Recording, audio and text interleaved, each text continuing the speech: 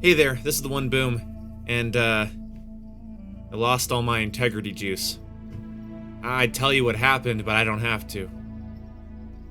I got the whole thing on tape. So I've recently had a little bit of a rude awakening. I was thinking there for a while that my opinions were just better thought out, but I realized that's not it at all.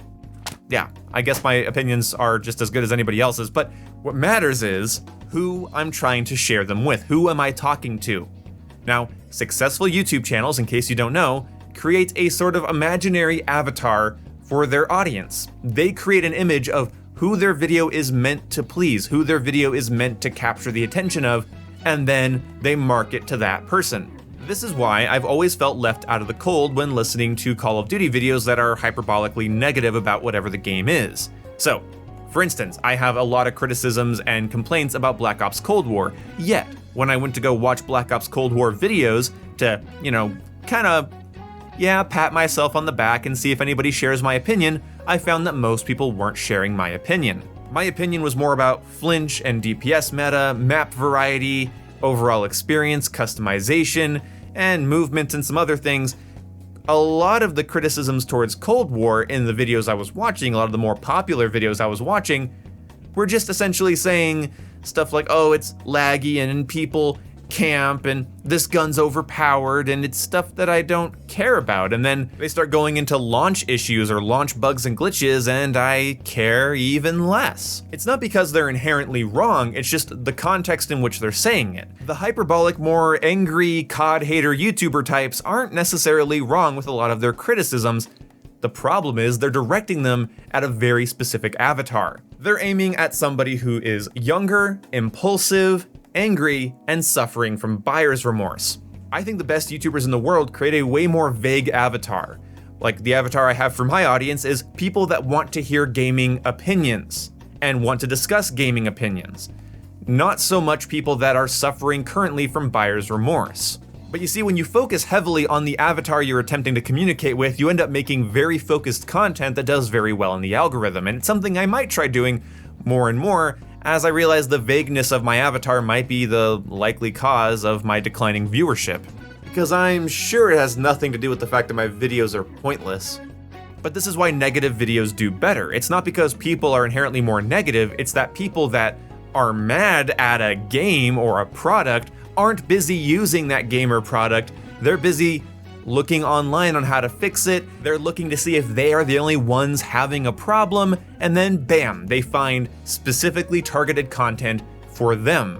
If I make a really negative video about a game, I'm gonna get feedback from people that like it as well as dislike it.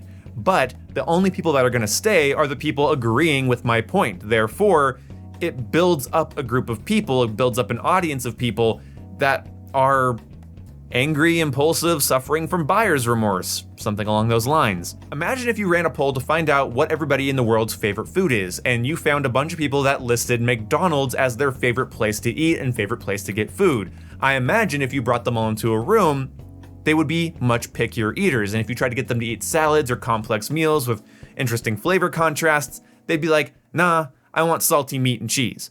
I totally relate to this, so that's why it works. If only I knew what my condescending personality and smug attitude had in store for me.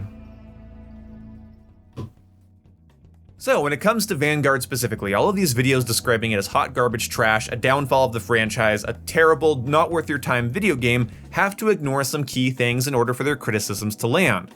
Because the last thing you'd want your impulsive, buyer's remorse-ridden, angry viewer to hear is, calm down, it'll get better later. Because that implies to them that the problem might not be with the game and is instead with their attitude or impatience. When you're angry at a video game you just bought, the last thing you want to hear is, hey, the developers have Thanksgiving, Hanukkah, Kwanzaa, Christmas, New Year's, and they aren't going to have time to fix every netcode issue, every bug that pops up, and of course software development's difficult. You could test software for 2-3 years and it works fine in-house. The moment you put it in a random consumer's hand, they find bugs and they break it and they ruin all your hard work by going on Twitter and saying, boycott this game, it broken. I'm being dramatic, but you get it. I think it's intellectually dishonest and a little bit scummy to ignore the facts surrounding game development, to ignore the process of game development, to ignore the lives of the developers when critiquing a game. Go after the issues at launch, sure, make fun of them, call them out for them. Hell, I've done it for Halo, Battlefield 2042, and Vanguard. I've made pretty negative videos about all of those games. But they're all in the context of this is subject to change. It's always been subject to change. It's been subject to change at the start of a game's life cycle for over a decade now. The gaming market is more competitive and aggressive than it's ever been. And on top of that, it's more feedback driven than it's ever been. Back when games like Call of Duty 4 came out, they didn't have this really active Twitter page full of hundreds of thousands of people saying, nerf stopping power, fix the M16, which is why if you go back to Call of Duty 4 right now, the M16 with stopping power is still a sniper rifle. That wouldn't fly in today's market. Now, when the Vanguard STG with Vital was two-shotting people in the chest, everyone was like, fix it, and Sledgehammer fixed it. But that's what you have to wait for. I don't care if you're a Halo player, a Battlefield player, a COD player, you're gonna have to wait for the community to sort themselves out, learn the game, and figure out what to complain about at the right time. Some complaints are gonna fall on deaf ears and others are going to be swiftly dealt with. And you can never really predict which one is which because we can't see the workflow behind the scenes. Who knows how many weapons didn't get nerfed on time because the internet went out in the office or there was a power outage or something got corrupted and they couldn't finish it.